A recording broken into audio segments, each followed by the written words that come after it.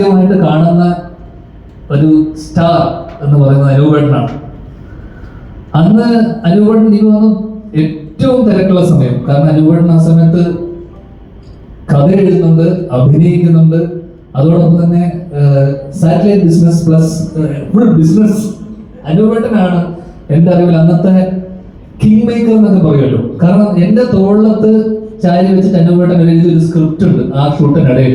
കാരണം ഇടക്കിടക്ക് എൻ്റെ കയ്യിൽ 2-3 പേപ്പർ വാങ്ങിക്കും, ചെരിഞ്ഞ് നിൽക്കട കുഞ്ഞു നിൽക്കട എന്ന് പറയും. അങ്ങനെ ഞാൻ കുഞ്ഞു നിന്നോടത്ത്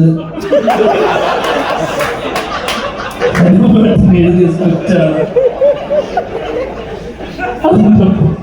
അതിന്റെ പാടുകൾ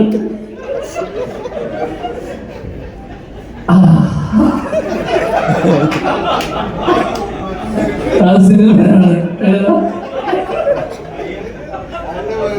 അതിനോട് മറന്നോ? ആ സിനിമയാണ് ട്രിവാൻഡ്രം ലോഡ്ജില് ഡേവിഡ് ആൻഡ് ഗോളിയാത്ത്.